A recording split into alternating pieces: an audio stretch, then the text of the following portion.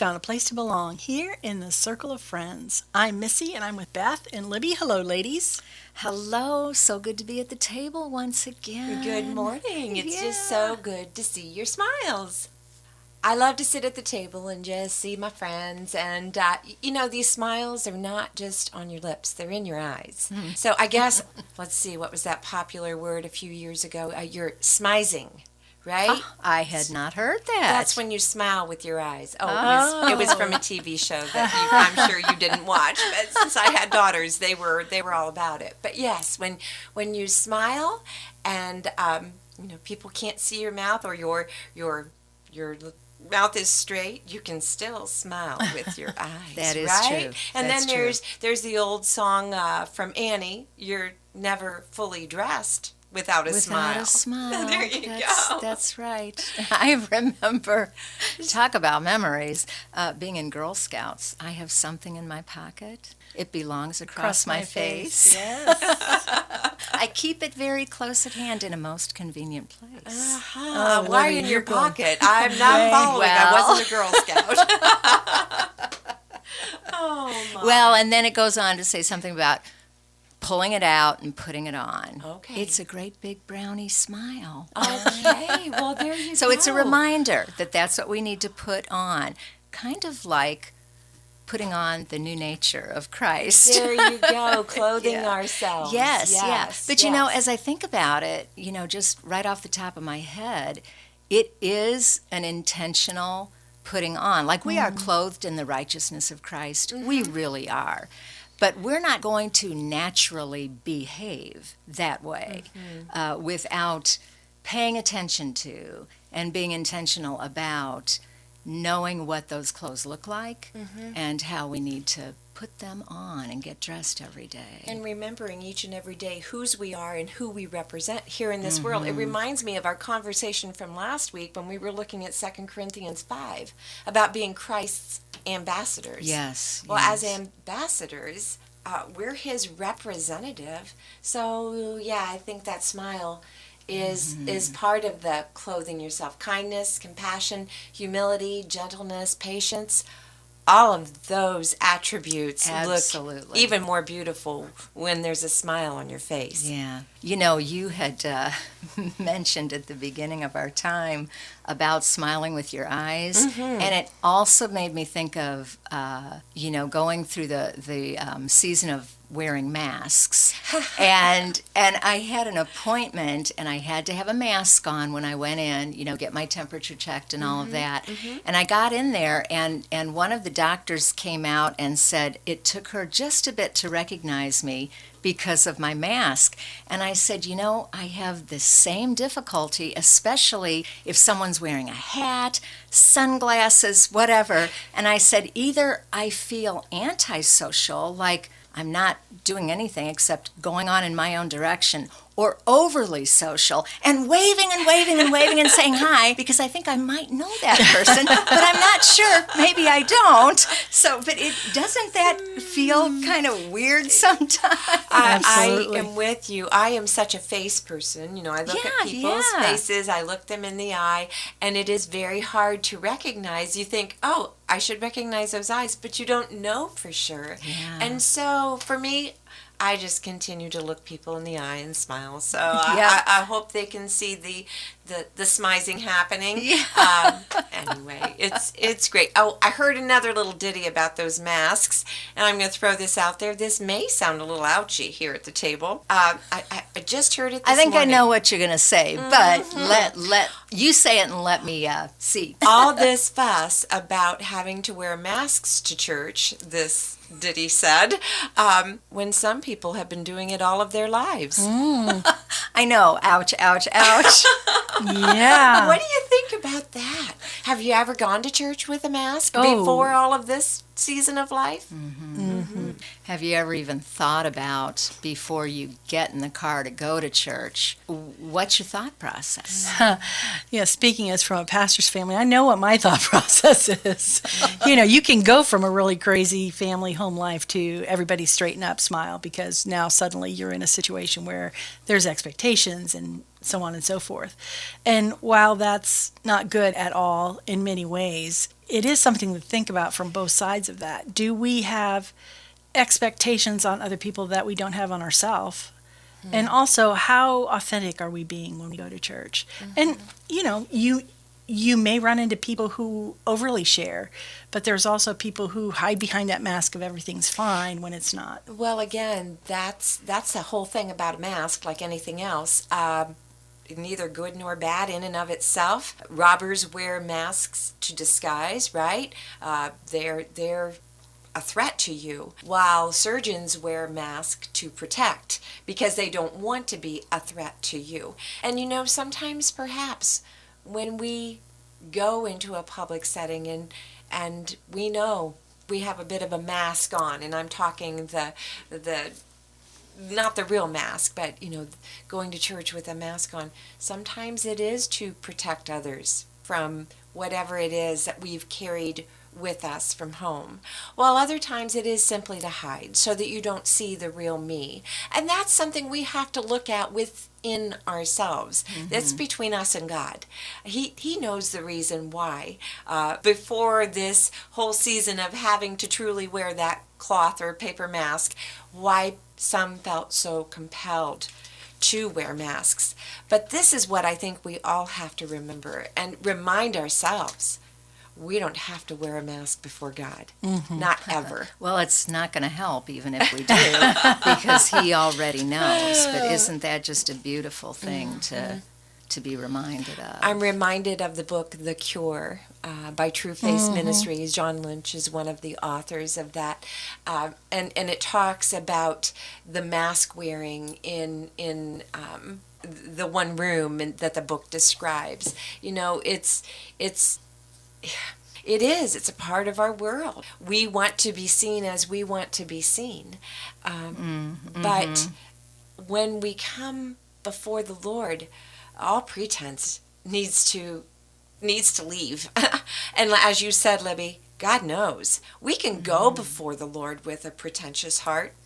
It doesn't mean anything to him. I mean, he's not buying into our whatever it is we're trying to hide. He knows. And he's just waiting for us to be honest and vulnerable and mask-free. But he loves us enough to let us come to that place on our own. He's not going to force us to take that mask off. He wants us to come with joyful expectation of the healing and hope and love that he can bring to our hearts and to our lives. No masks necessary when we come before our King. Oh, yeah. I love that. As you were talking about, he's not going to force us to see that. He wants us to come to that realization. And I think, wow, that's how I need to be with other people. Not to try to force them or make them realize something that's going on that maybe I see and maybe they don't. Maybe I don't really see it. I just think I do. But it's all about that managing of tension as far as what do we bring before others. We can bring it all to God. But what do we bring before others, and what do we say, okay, Lord, this is between you and me right now. And I'm telling you what, ladies, that is probably the cry of my heart more than anything. But Beth, I love what you said, because it did make me think just right now about, am I treating others the way God is treating me, as far as listening to them, as far as giving them space, as far as smiling at them with my eyes, without judging them with my voice. And so it's just something I really need to stay in an evaluation mode about. And you also, as you were talking, made me think of Psalm 141, verse 3. And I've said this before, I hate to take verses out of context, but there are some verses that I will absolutely do that with, because they apply across the board. And this one, Psalm 141, 3, set a guard, O Lord, over my mouth. keep watch over the door of my lips. And I really think for me, that is one of my life verses from years ago, recognizing that if I don't keep that prayer before the Lord and pay attention to how He is yielding my voice, and, with the yield sign or stopping it with the stop sign, I'm going to be in trouble most of the time. And not just because it's going to get me into trouble, but I'm going to hurt other people, possibly. Not because I want to, but that's the power of the tongue. What I'm hearing you say, Libby, is the need, the absolute need, the heart cry for wisdom in knowing when to speak and when to stay silent. Yeah. Uh-huh. Because there is a time to speak. Henry Cloud has written so many incredible books about relationships, about boundaries.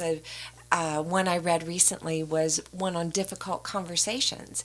And he starts out, the first 15 pages of that book are all about the fact that in order for relationships to grow, there has to be confrontation.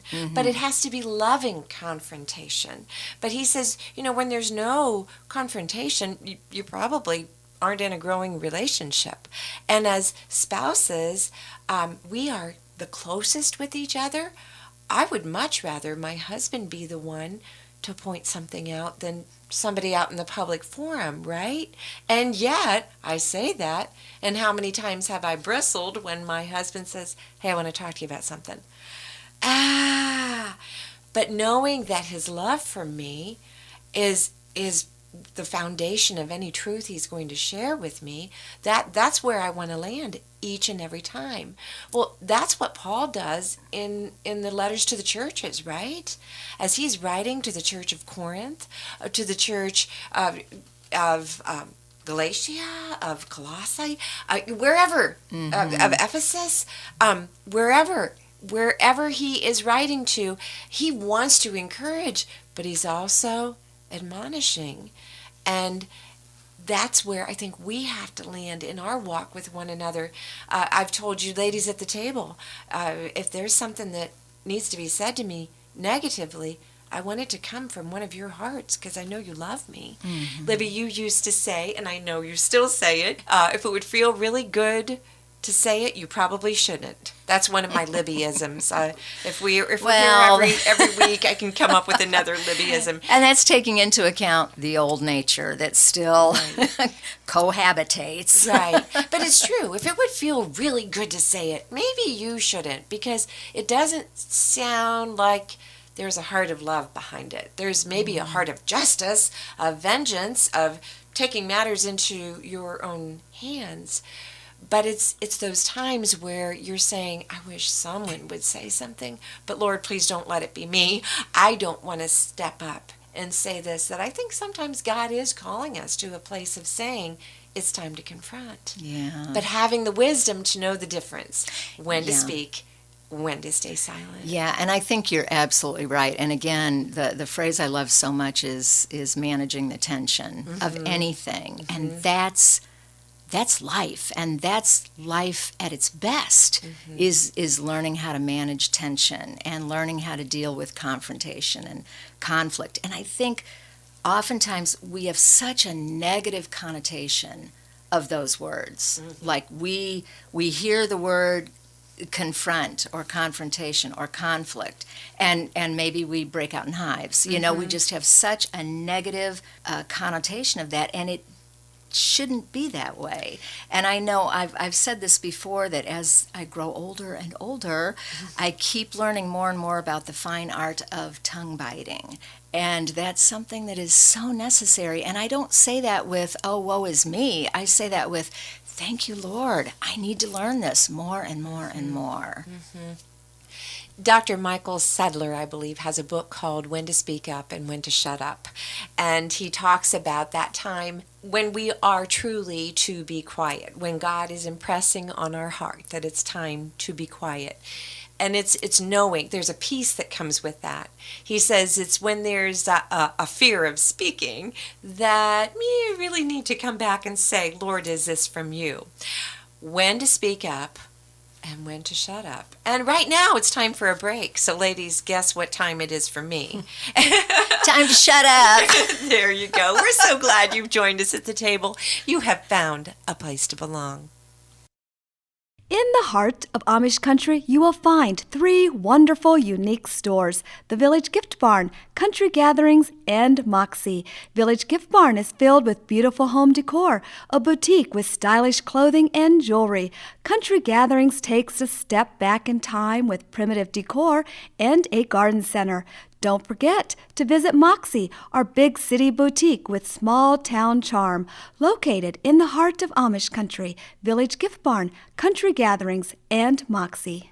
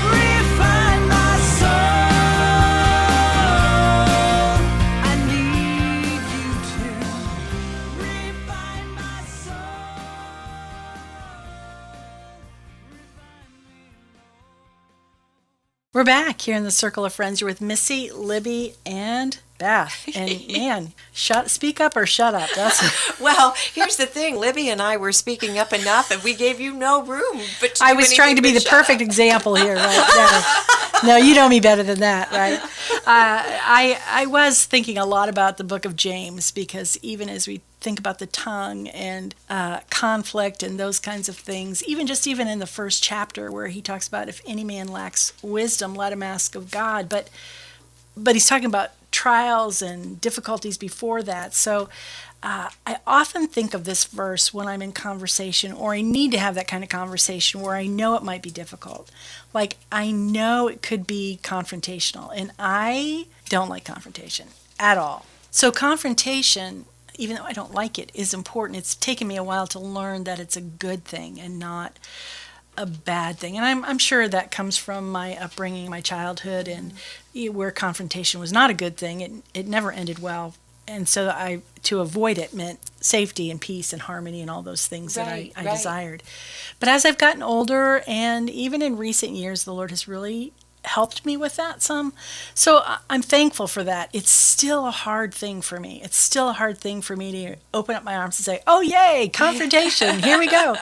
And some people are more geared to that than others. And so, I guess what I'm saying is, listeners, if you're the kind of person that really doesn't like it, I don't know that God is saying, "Oh, you have to jump up and down for it," but you really need to expect it and be prepared for it. I think the root word of confrontation, confront, is to turn your face toward, right? To turn towards something. So, yeah, I don't know that maybe there are those who love to be confronted about stuff. I don't know that we're ever going to be in a place where it's on the top 10 things we want to have happen today. However,